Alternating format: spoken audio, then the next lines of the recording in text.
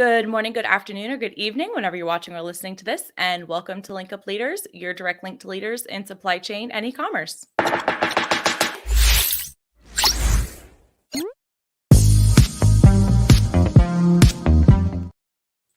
My name is Lisa Kinski. I'm your producer and co-host, and joined as always by Francois Jeffrey. Francois, good afternoon. How are you? Good afternoon. Yeah, I saw Chuan for the first time earlier today, and I said good morning like 30 minutes ago. It feels like it's like 10 a.m. still.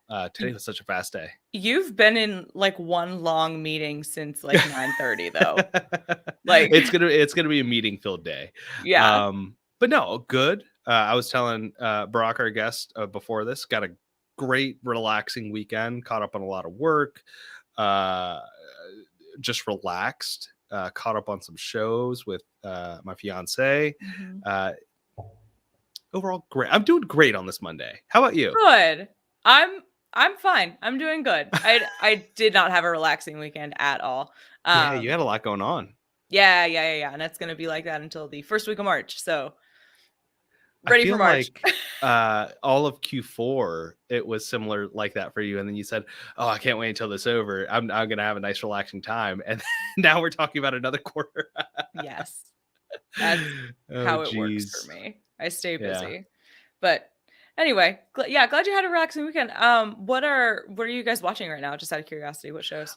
We watched Euphoria, actually. Oh, you were telling us And about that. yeah, it's a Yeah. weird show, but it's like I wasn't super into it at first, but it's a good show to watch. I would say HBO Max.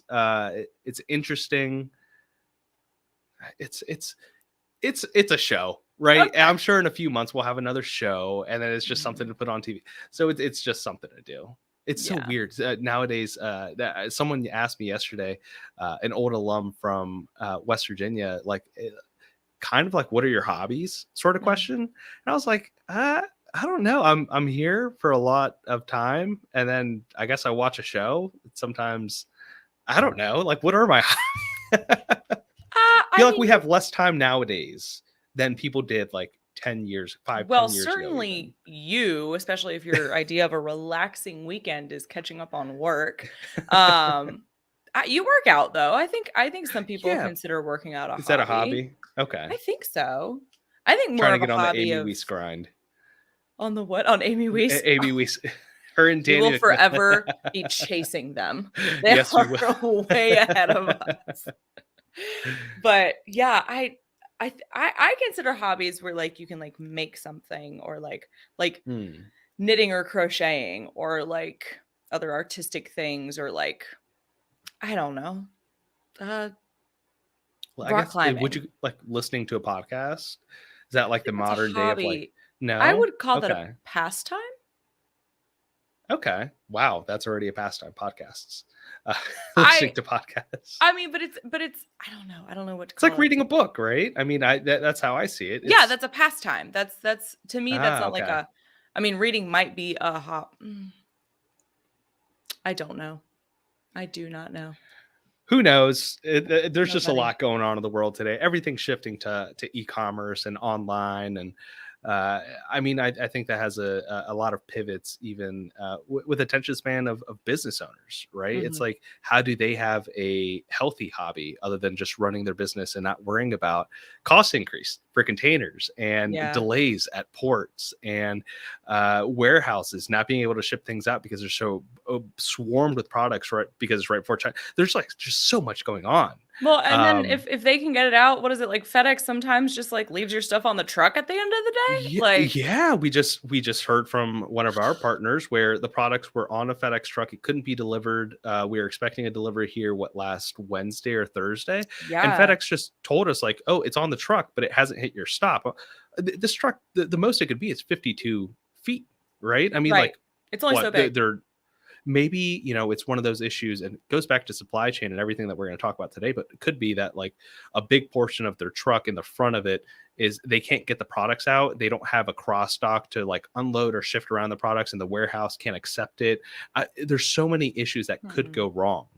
I'm really excited to talk about all of our topics that we're going to cover today, but specifically within international, logistics and supply chain. Yeah, definitely. Let's go on ahead and get into it. So today we have with us Burak Yolga from Forceget Digital Freight Forwarding. Burak, how are you doing? Hey guys, I'm great. Yourself? Good, good. Great. And you're calling in from Miami, right? Yes. It's actually Lucky the man. coldest day of the year. It's like I don't want to hear it. 10 Celsius, like kind of 50 Fahrenheit. Oh, that is pretty people cold, are actually. with the boots. People are with the, like the. I saw someone with like basically winter jacket and then the hat and then scarves. I'm like, it's not that cold. It's cold, but not that bad. To me, it's that. Yeah. It depends on who you are.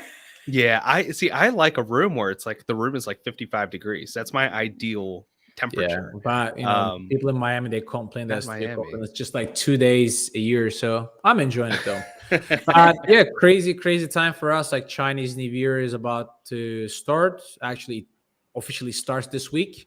Yeah. Trucks stop, the shipments stop, the factories stop working, the employees, the workers already start traveling.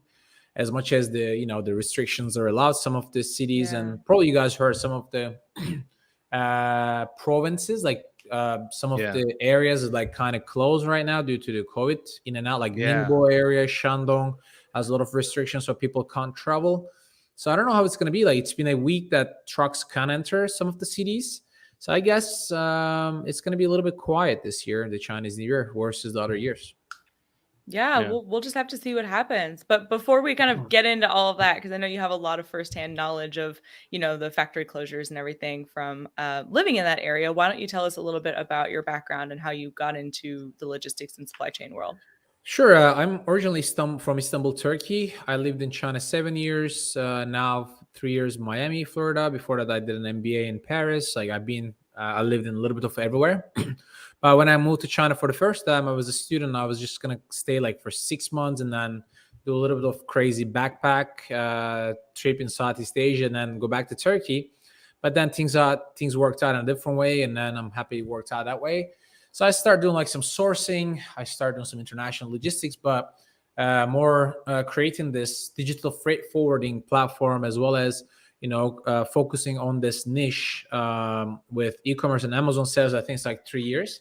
So we have like a big team of software people in Turkey, Sri Lanka, China, Colombia, Miami.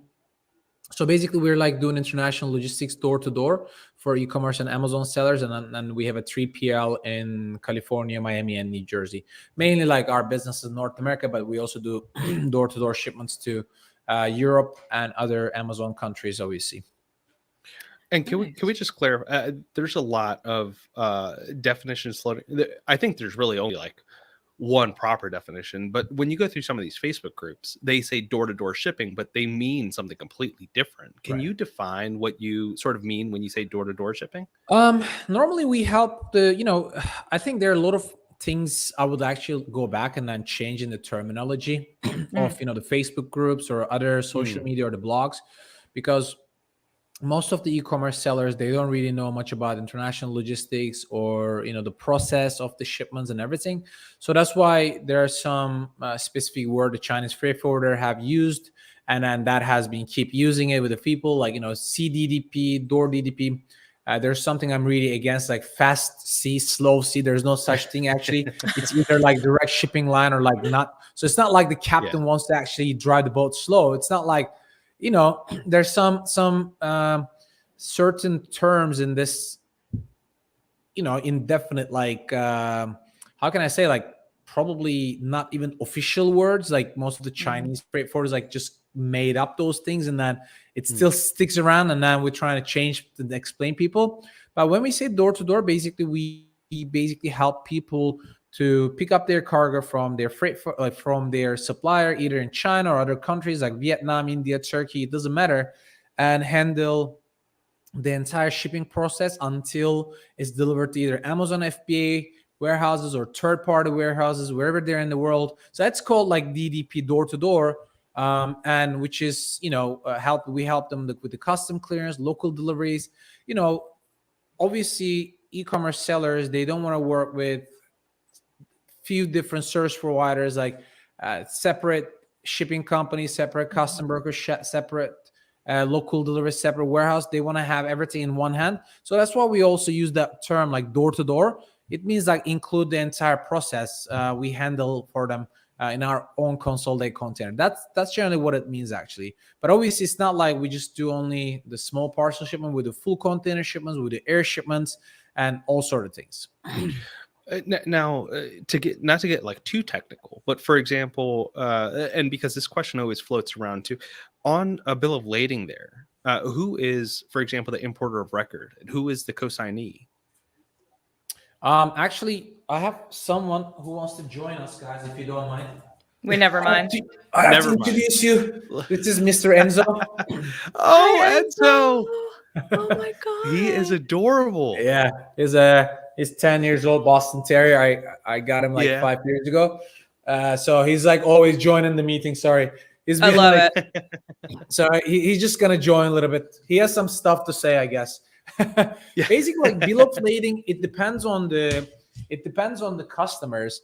Some people don't even have their some people don't even have like a bond, single bond or annual bond for custom clearance. So basically we help them to do the custom clearance on behalf of them, like under our company as an importer. Some of the customers, they are like kind of bigger, they have like more volume and they ship like full containers, so they want to use their own companies. But the biggest, I think, issue in this industry for these door-to-door service is the transparency. And a lot of people don't know where is their cargo, what is the container numbers, because most of the Chinese freight forwarders just like they consolidate and they don't want to really share that information. But we have this digital platform, Forceget.com, and then we actually put every single shipment, even it's 200 kilos, even it's like 5,000 kilos, we always put the container number. So this way people can track it. I think the industry standards are like super low. Whenever you guys offer them like a customer oriented like solution or like a little bit transparent, people really appreciate this. That this has been like a biggest issue. I mean, I'm sure you guys know better than me. You also deal with like China, you do the sourcing, you do the 3PL, you do international logistics, UPS, FedEx. The biggest, I think, gap in this business is the communication. Like people, like companies don't inform their customers on time, or even like they don't like know anything about with the process, and there's so many gaps. I think that's very, very important. That's what we're trying to focus and fix. I think every customer needs to know where's their shipment, the dates, the container number. These should be like standard in the industry. I was just gonna say it's such a kind of having that tracking number, either be it FedEx, UPS, however, is such a standard here in the US. Like even before Amazon or even outside of Amazon, we ordered a bunch of shirts through Custom Ink. I knew exactly where they were when they were leaving. That must be so frustrating as a new Amazon business owner who's wanting to source these products and being told, oh, okay, we shipped your thing, we shipped your container. Then you check back in for an update and they're like, it's on the water. Like it'll get there when it gets there. That must be so frustrating. So I can understand why they would appreciate that transparency so much as they do. And the ports are like so congested, like everybody's talking about it, but then people are like, what does that mean? Like ports congestion and stuff. So last 4 months, I think as a company, we stopped shipping to Los Angeles port because people don't see their shipments like 3 months. And I just don't want to do this to our customers. We either use like Houston port if the shipments are going somewhere like around Texas, or we ship it to Oakland. That's where our warehouse location is. And we're trying to use the direct shipping line instead of shipments connecting through Korea or Los Angeles port. I think that's very, very important to explain this to customer. Like people, they're like, oh, my other freight forwarder asked me to ship to Los Angeles. I'm like, but did you ask the transit time? They're like, no. Did you ask which shipping line? No. And then so I'm like, how can you plan your inventory, or how can you plan your next launch? How are you gonna plan your forecourt? People are a little bit scared to ask things because the freight forwarders generally don't answer these kind of questions. Well, that, and it just seems that, and we've talked about this for the past since March, since we launched this podcast. It's been so transactional. lately, right? Especially today versus last year. But it seems that the communication is really because of the relationship. Everyone is looking for just the cheapest price. This is just what it feels like. This is what I see as, an outsider looking in, or maybe as a service provider even looking at some of the prospects that we might have as clients. And it's like, they're scared to ask, because they might not know how to ask, but they see a price that's like, let's say $2,000 cheaper than something that we can offer or that you can offer. And they think, hey, that is a steal. That is I'll get the best bang for my buck there. But what they don't see is, hey, does that include port surcharges that they're going to include later? Does that include the actual chassis or how fast you're going to proceed the outbound shipment? Maybe that company who's offering you $12 per pallet storage, but they actually never really deal with like Amazon FBA shipment. They're gonna maybe mislabel, instead of putting FBA label and UPS label on the box. Maybe they're just gonna try to ship with the UPS label. They skip the FBA labels because they don't know. And you think that the cheap is always the best, but it's not always the same way. And also, for example, if you're shipping LCL, sometimes freight forwarders will wait until they could just get a steal of a price. And then they say, oh, okay, the ship never arrived. Or there's always some sort of excuse. That's the worst thing with the LCL shipments. That's why actually we don't charge our customers in advance. We tell them like there's no hidden fee, no fees. Like whoever works with the Forceget, we tell them we charge you only after your shipment is successfully delivered to the destination port in our warehouse, and then wherever you want to ship it, we charge you then. And some people are like, wow, that's a really good way, because a lot of time, like you ship LCL, you pay them up front in China or other countries, and then eventually they're like, oh, this is, by the way, additional invoice you have to pay, otherwise I'm not going to release your cargo.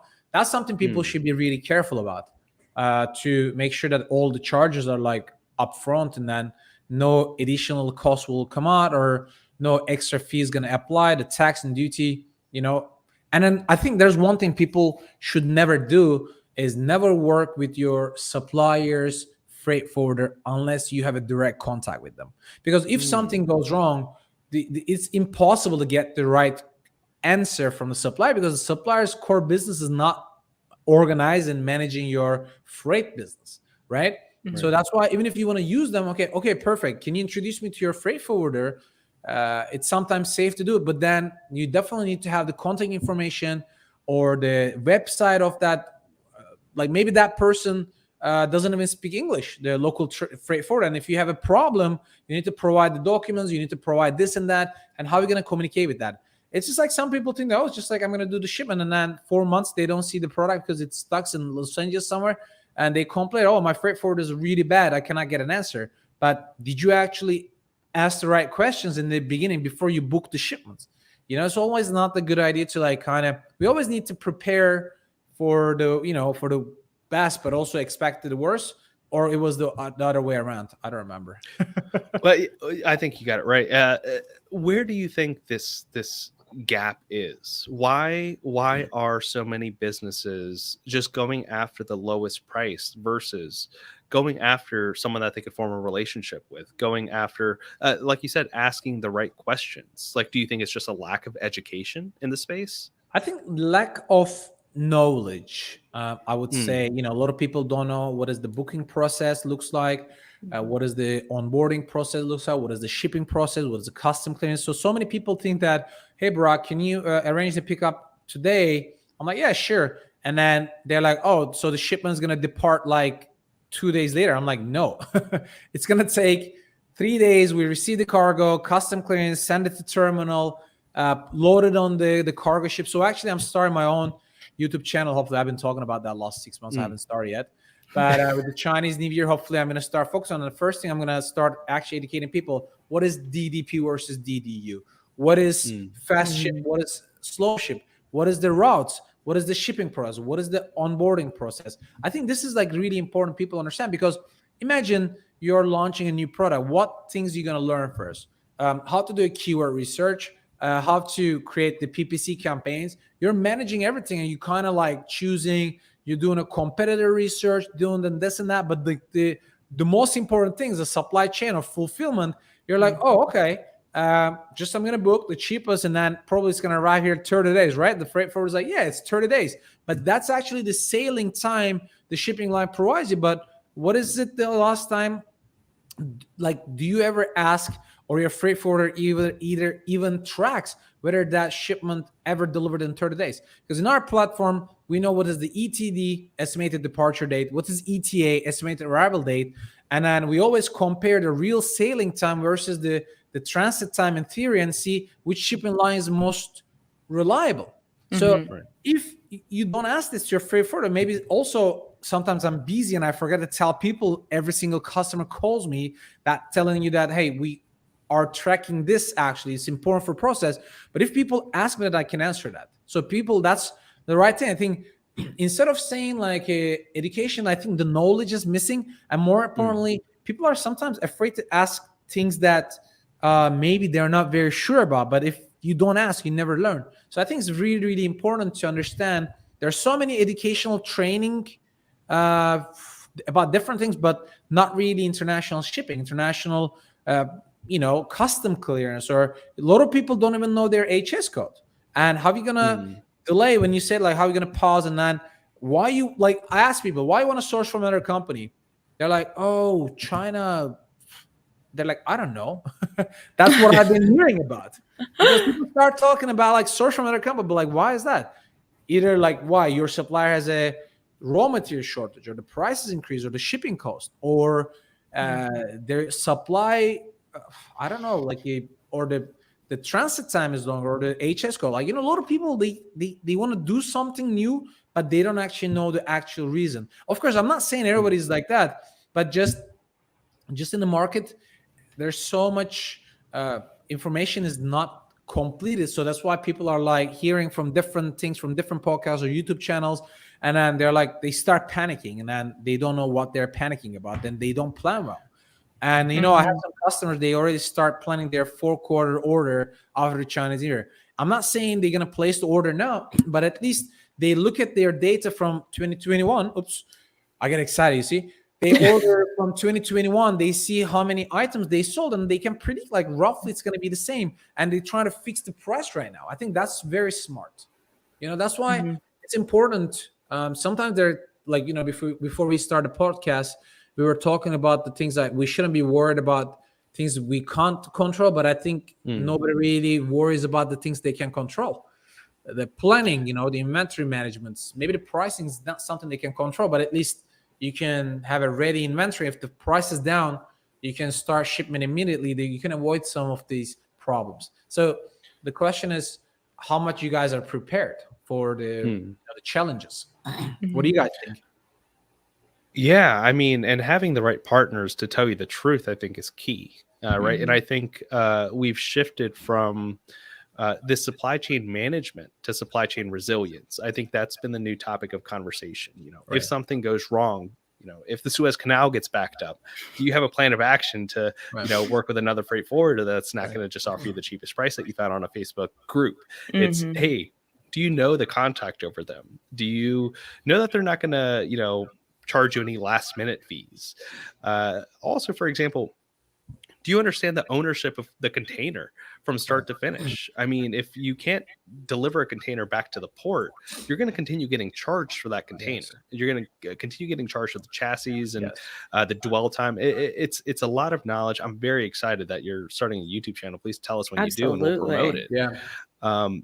Because that lack of knowledge, I would say, is probably the biggest pain point, and I think it's what can really bring down a business. Right. I think if you're being very reactive in your supply chain all the time, it ultimately can crumble your business, could crumble your brand. All of a sudden, hey, I'm out of inventory, I'm out of stock of my hero product, my BSR drops. Problem, if you're out of inventory, you're out of cash, so you cannot place a new order, you cannot launch a new product, or you cannot expand to a new marketplace because you don't have enough money coming in to support. And then you need more cash. Absolutely. For PPC to pick back up your listing, to revamp those sales. I mean, there's so much that just ties directly into supply chain. I don't understand why this isn't the topic of conversation for every business. This should be front of mind. Because it's less sexy. We've talked about this before. Yeah. Like, it's not sexy. The topic is not sexy. Yeah. That's the thing is like it was the first thing you said, like everybody focused on their PPC and their listings and their this and their that. It's like that's what they think makes them the money, even though, we, and I know other leaders in supply chain have talked about like, no, it's going to be your quality product and delivering it on time that makes your money. Like, I don't know why you don't lose your ranking. I mean, if you lose ranking, it's very hard. Like, old sellers. I have some friends, they've been selling like, the same product like the last 4 years, and they've been out of stock a couple of times. But when they're back to the stock, because they have such a like long sales history, they start regaining their ranking. But with the new sellers, it doesn't work out that way. Seriously, like we see that. Like I have some customer, they've been out of stock 3 months, but he launched this product in 2017.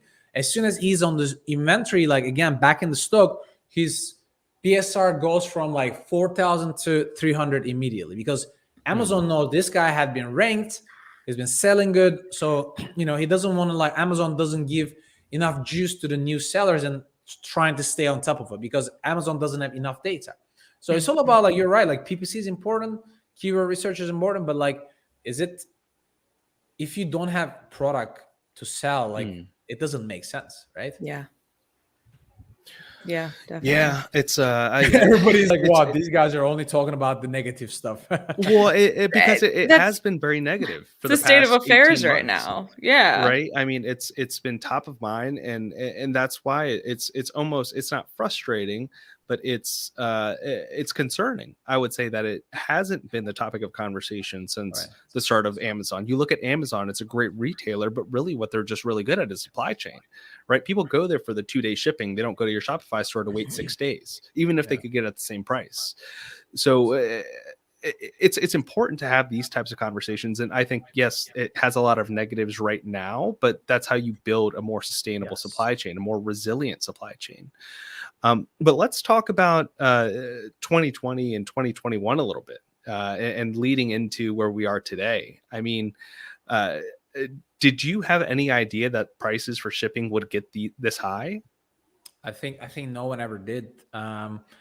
But when you're actually listening to the experts in this business, like 20 years, 30 years, the CEO or CFOs of like these shipping lines or the port companies, they say that this backlog and these problems started in 2018, 2019, even before the COVID. The wait, like long waiting times on the ports, the quality life of like the truck drivers and everything. And then once everyone overwhelmed, all these people became like essential workers that they have to deliver the products on time. There was a crazy amount of like demand from Asia, and then the system stopped working because nobody was expecting such a big shipment quantity from China, and then there was like no empty containers going back to China.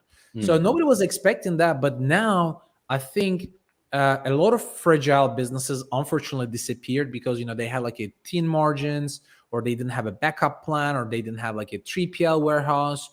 So many businesses right now, it's stronger even like going out of this like crisis. So 2020, nobody knew what is happening. Like we were like, everybody was like shocked because no one was like prepared for that. 2021 was like a little bit better. People start setting up their FBA listings. They start entering the other international markets. They start finding 3PL. They start to look for alternative costs to ship, and etc. I guess 2021 was a little bit better from our customer side and even from us. If there's 3 months ago, one of the Ningbo, which is one of the largest seaport in the world, they have 2 large terminals. One of the terminal shut down due to a COVID breakage. Some of the employees, they got COVID, so terminals stopped working. So we could immediately shifting those containers to a different port, like in China, to Shanghai or other port or Xiamen. You know what I mean? So if it was like last year, we wouldn't know, because now we knew that the port's going to be closed like 2 weeks. A year ago, we didn't know whether the port is going to open. They're like, oh, okay, let's wait 2 days. Maybe they're going to send. But now we know the standard of the quarantine. We know that people need to stay in a quarantine for 2 weeks or 10 days. This is like, now we are more prepared, but the prices are so volatile. It went from $17,000. Today is like end of January. If people are going to listen to that later, 2022. And 17,000, 16,000, 18,000 full container from Ningbo or Shenzhen, Yantian Port to Oakland or Los Angeles. But in 2 weeks, the price went down to like $12,000. It basically, we had like 50% discount from the shipping lines because they know that there's not going to be any shipment during Chinese New Year. So they want to fill out the entire cargo ship. So that's why they give like a crazy shipment. So some of our customers, they booked from 17,000 in 2 weeks. They're like, we thought that the price is going to go high, but then price went down. People are like, oh, can we cancel? They're like, no, because the shipping lines are giving 2,000 like cancellation fee this time. So kind of there are a lot of things happening right now that still we're experiencing. Like, now we know next year when there's a situation like that, we're probably going to know we will be prepared better. But still, I think for next year, there are so many things like unknown because we really don't know. I just read today there's a new variation of a like Omicron. I'm like, no way. Like I just immediately shut down. Yeah, I immediately shut down like that page. Like, because you never know what is coming next. But I guess a lot of companies are like prepared better, and then they have like emergency plans set it up for the next year and for the Chinese after the Chinese New Year. What do you guys see from your customers? They're preparing better. They have plan Bs and plan Cs. Yeah, I mean, I think that's where having a partner like yourself, for example, to find those alternatives is important, right? I mean, if you're doing everything yourself, could be, you're the business owner, but you're also the sourcer and you're also the logistics coordinator. You're also the marketer. You could wear all these different hats, but if you have a partner that can help you find, hey, this, the expected shipping date, they actually skipped that because it was a blank sailing or something last second, or this is actually a long shipping because it's going to 3 other ports in China and then going to Oakland and then going to the port of LA. So there's going to be some expected delays, and they incorporate these lead time. If you have partners that can actually walk you through that, I think at the end of the day, you're better equipped, right? You can say, okay, it's going to take me that. I'm going to pause my PPC campaigns to slow down sales. Absolutely. Yeah. So I think it's... but if you don't know when your shipment is arriving to port, you will never be able to make that decision. Should I turn the coupon or turn off? Increase the PPC budget or cut it? Or maybe you have so much inventory, the shipment arrived today, but you know that it's arriving today. You're like, oh, I don't want to have extra product. Let me just sell this out, Right. So that's where it's like, I think a lot of them are having the right types of conversations to be able to plan, asking the right questions, talking to our product specialists, for example, about Chinese New Year far in advance. We started reaching out to them back in June, July is when we started having the conversation last year about Chinese New Year, because we were like, hey, who knows what's going to happen? Workers, we started hearing from some of our factories down in Shenzhen as well as near Ningbo that some of the workers were leaving in November, December because they were worried that they couldn't travel for Chinese New Year because of the restrictions. So it's like, well, who else would be telling you these conversations? You might hear it from a sourcing agent. They might say, oh, things are going to be fine. They want to get an order. I was just going to say that. If you ask your factory, they're not going to say, hey, we come place an order like next 2 months. And even I'm sure the factory owner will be just saying that, hey, we need to collect more orders before Chinese New Year, because that's the biggest fear of every single business in China. What's going to happen after Chinese New Year? But unless you have like a full production and you get prepaid for that deposit, it is important, that's so right. Yes. And it's just like, I think the conversations at the beginning are very difficult, right? Telling someone that, hey, this is too late. This is the end of December. The production queue is fully booked up. Your order, unfortunately, is not big enough to get onto the production line before Chinese New Year. So you have to wait until, let's say, March to even ship it out because they're already working on their post-Chinese New Year plan. Yeah. So I think those conversations are starting to get a little bit easier.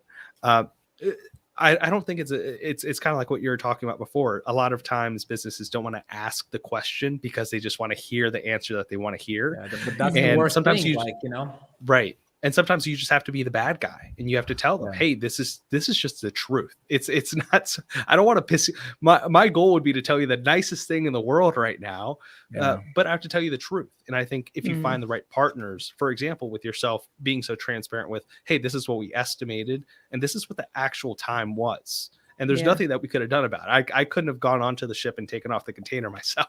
I would if I could.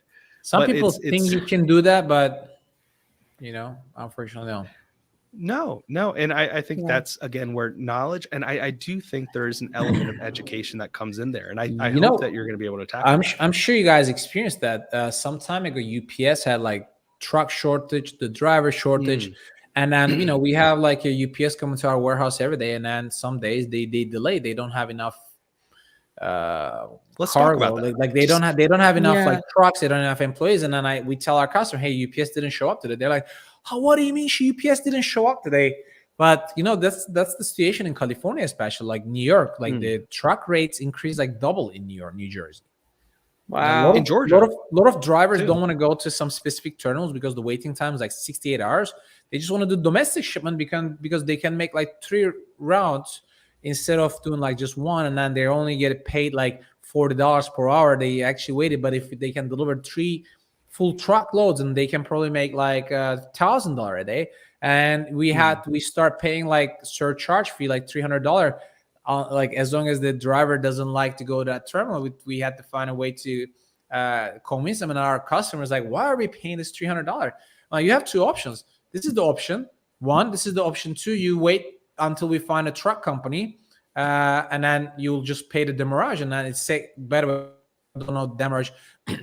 If the container stays in the terminal yard before you pick up the lost free day, and every container has like 4 to 5 days until you can pull out, you pay $600. I had some customers, they are like, oh no, I don't want to pay that. And then they eventually pay like $3,000 demurrage because there's no truck who wants to go to that terminal.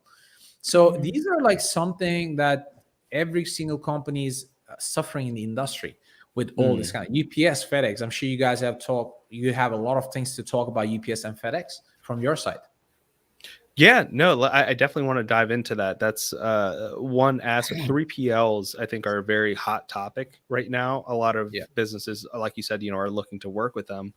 But it's a 3PL doesn't mean that they're your magical fulfillment center, right? They also work with the partners like UPS, like FedEx, and tell me what you were saying. But for example, oversized items. Back last year and in 2020, UPS and FedEx were actually refusing to come pick up oversized items because they said, why would I pick up a outdoor patio furniture set, let's say, instead of delivering 1,000 packages that fit in the same space?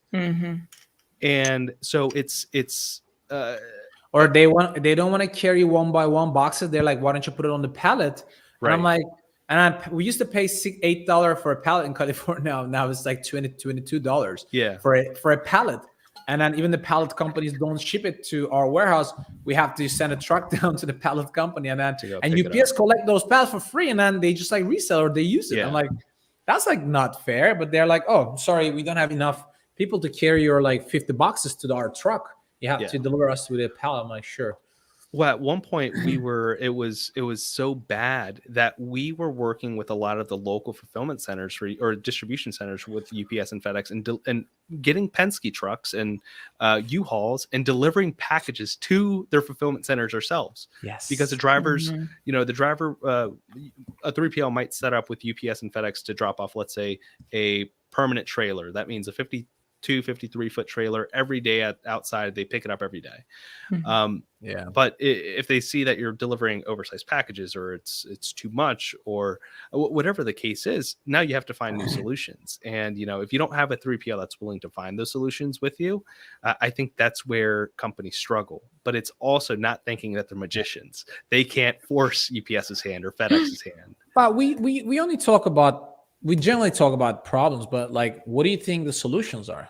I mean, probably that's something that people are thinking, or they're also asking me. The solutions, I think the solutions are like improving the communication, understanding the real market conditions. If there's a shortage, if there is a price increase, and every single vendor increase in the price, include Amazon US, Everybody has like thinner margins right now. A lot of people, they trying to exit the business, sell the business to the big aggregators. I don't really know, like, Amazon was fun when you deal with like small sellers and then kind of helping them to grow the business. But now everybody kind of wants to exit, and then I feel like that's gonna create like sort of a monopoly. I think aggregator is gonna like kick my butt, but but really it's getting hard for like small business owners to do the business because of the increase of the cost. But what is the solutions for that? I guess getting the right partner with the right support, like, who can support you with a better payment terms. It could be your 3PL, it could be your freight forwarder, it could be your supplier. Especially from the supplier side, I know especially Chinese companies are in a tough spot. China is really, really getting expensive. Like, we used to have like people in our warehouse working for 4,000 RMB to 5,000 RMB 2 years ago, which was like 600 US dollar. Now you cannot find anyone less than $1,000 to $1,100. It is very expensive for just a regular, for a warehouse worker, because those guys don't have any qualifications like the language and etc. But the life is getting so expensive, and all these big manufacturers, they have to pay so much money, but then the orders are not that as much as it used to be in the past. So that's why I think to create a strong relationship with your supplier and then getting them a good orders, giving them a good order, but like then as a return, asking for a favor for a good payment term can help a lot. Instead of paying 30%, you can ask for 10 to 15% for a deposit, or ask them to maybe pay the 35% of the balance before shipment, the rest of the 50 after the shipment delivered to Amazon. If you have a good ongoing business, I think that's when Amazon start talking about the branding now, the brand companies, they do a lot of things like influencer marketing, that wine program and everything. But also when they talk about like, if you're a brand, you're going to be like selling good. But then I'm telling people that if you have good relationship with your service providers, then you can be successful, at least on the other side of the operation side of the business, not on the selling part. But I think people should really understand that that's very important long term, to have a strong partner, not just jump from one company to another just because their price is cheap. Well, and even that has become more difficult since COVID, right? Like the recommendation used to be go visit your supplier, like go meet them, go, take them to dinner. That's been even more difficult. Have you seen any of your clients have any really unique approaches to kind of building that relationship now from afar, since we can't travel really? With us, or with the suppliers? For your clients working with the suppliers. I think the only thing they can do is still like FaceTime or like WeChat call and everything. But honestly, the supplier side is not that they're not very open to that, I would say, because of the cultural difference. They're like shy to have video call with you unless they work like, or they don't trust English. But when you're there, they can like do that. But if you have like a Zoom call, like kind of they have like more pressure on them, expectations. And I think it's really, really important for most of the people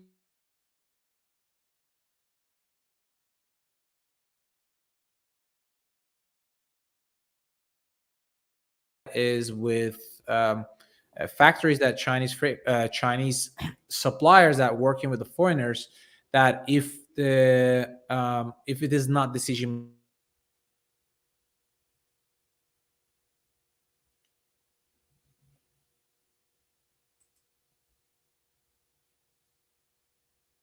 Burak, can you hear me? Francois, can you hear me? Yes. Okay. I don't know what's going on. Us thing or a Burak thing? I think it's an us thing, because we were all going in and out and circling around on my side. I don't know what's going on. Let's see. Let's see if we can get him back if we wait a minute. I hate to lose signal when he's on such a roll. Yeah, no, I mean, it's such an important topic today, I think, especially right before Chinese New Year. And I mean, we're seeing that people just need to form those relationships, I think, is what he's really getting at. At the end of the day, we've always talked about it. Hey, how are you doing?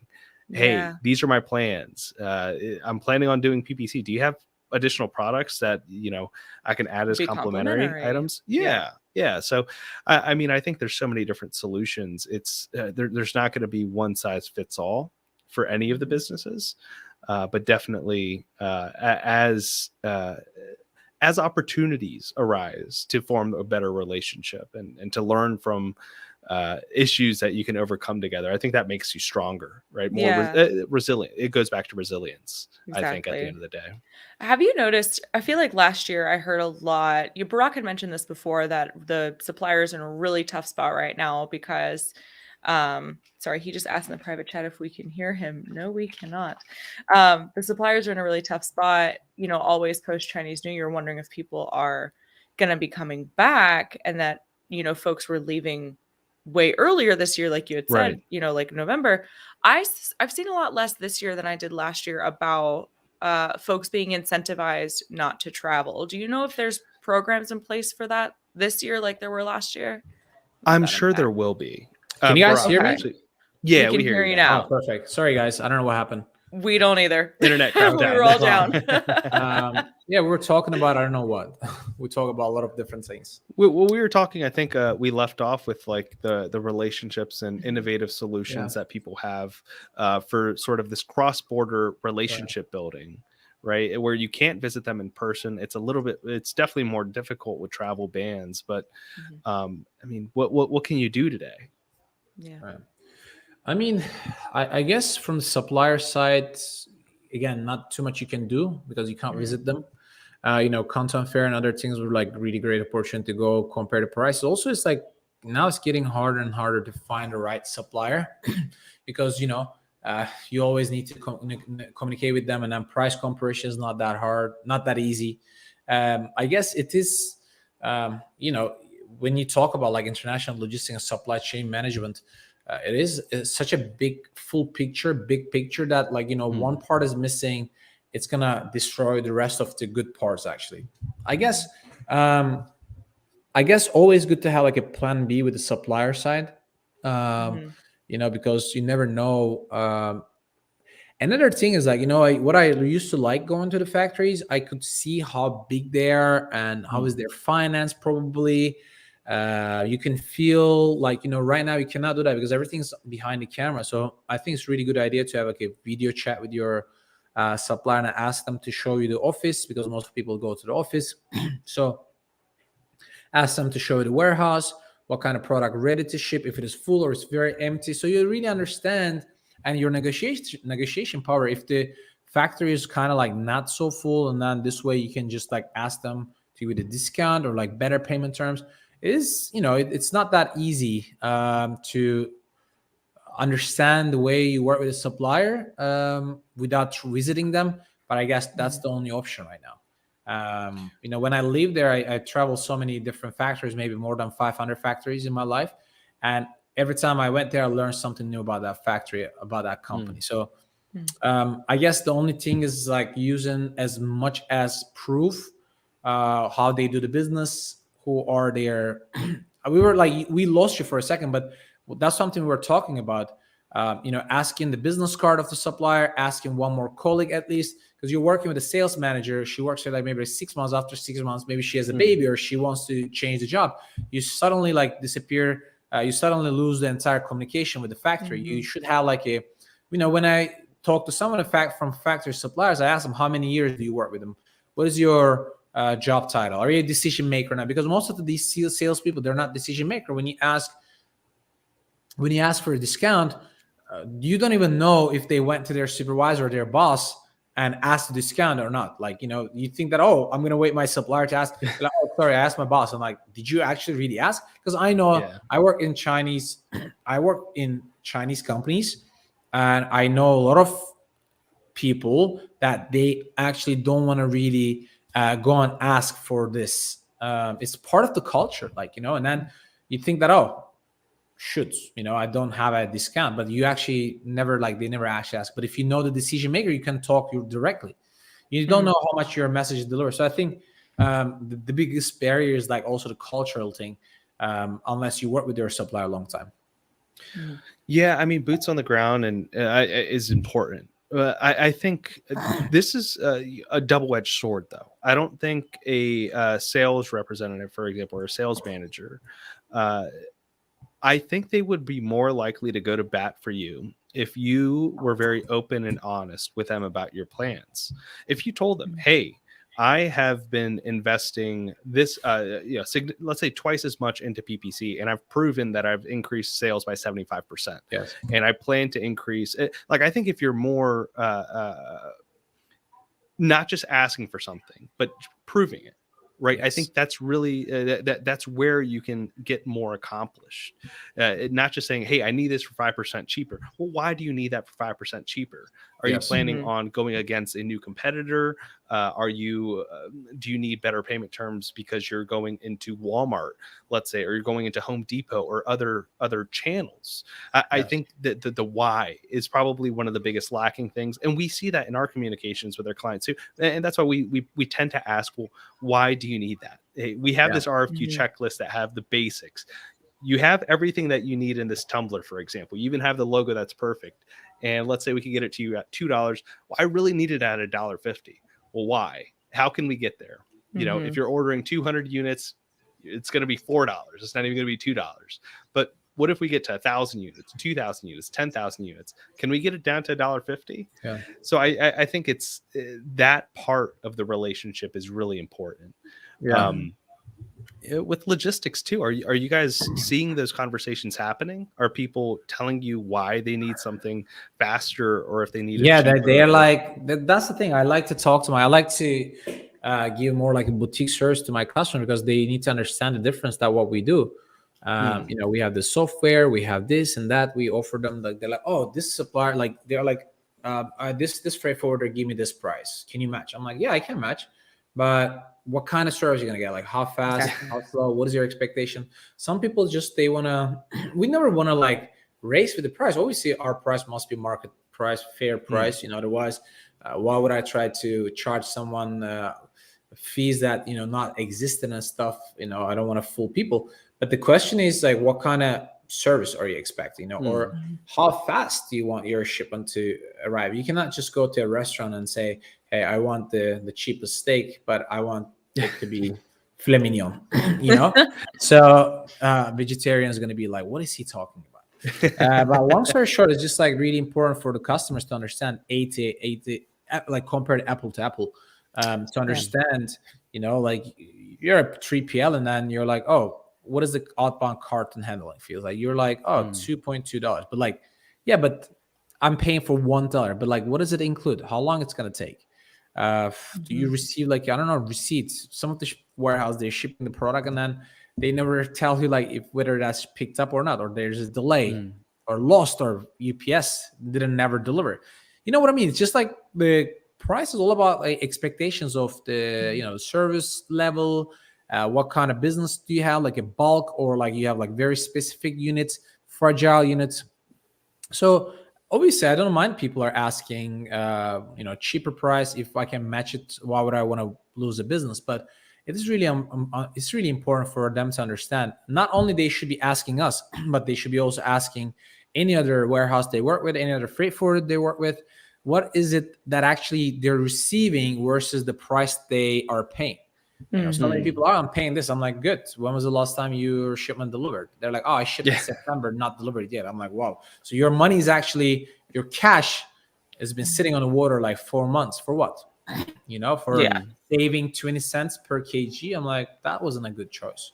You know, that's why we don't ship it to Los Angeles. We only ship it to Oakland, and our delivery time is 30 days. So I can tell the people, I can guarantee that, you know, versus some other companies are like, oh, we're shipping and then I don't know when it's going to deliver. And it sits. Yeah. Or even if you can't guarantee the delivery date, you could guarantee the level of service, right? You could guarantee that, hey, if we are encountering port delays or cost increases because we need a driver to go to the port to pick up the container, they're not willing to. We need to incentivize them. That you would be the one that can tell them that. And you'll tell them that honestly. I think until they have the bad experiences, though, it's hard for them to see the next value add. Yes. Right. And sometimes that's just too late, unfortunately. Hopefully, I think these past 24 months, not even 18 months, these past 24 months have really opened a lot of business owners' eyes as to how different resilience is than management. And I think that's going to be our topic probably for 2022. I agree. That's our theme. Well, Burak, thank you so much for spending so much time with us. Before we sign off, since we are at the end of our hour, would you mind telling us maybe what the ideal client for Forceget looks like and where they can find more information on you? People can always visit us on forceget.com. Our contact information is there. Okay. What we are offering is for people when they sign up to our website, we offer them $200 international shipping bonus. And we don't charge our customers upfront. This way, they can try our service, they can try our platform. We have an inventory management control system. They can see all the tracking options. They can communicate with our team. They can add their VAs. So it's basically what the e-commerce customers need. They can track the shipments and visible and 100% transparent. That's, I think, what we care about.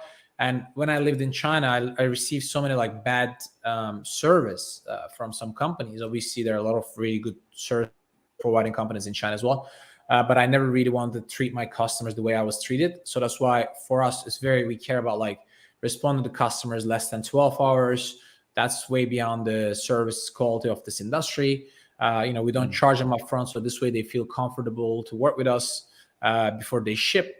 We never charge them up front. So that gives them more encouragement to start using a new platform, new service. And that's generally it. And if they want to get more information, they can always book time with us. And we will be going to a couple of different events in the US, like Prosper Show and etc. So hoping to see you guys there too. Yeah, that's the plan. Yeah, definitely. All right. Perfect. Well, and definitely let us know whenever you launch the YouTube channel. And like Francois said, we'll be sure to share it with everybody. We'll link it in the description of this video. But thank you again so much for your time. Thank you, guys. Thank you, everyone. And thank you for everybody who tuned in. If you guys liked what you heard today, be sure to give us a thumbs up, comment with your thoughts, share the episode with your friends, and subscribe to the show. Be sure to turn on those notifications, and that way you never miss a discussion with the leader in supply chain and e-commerce, like Burak Yolga. Man, I almost had it. We'll talk to everybody soon.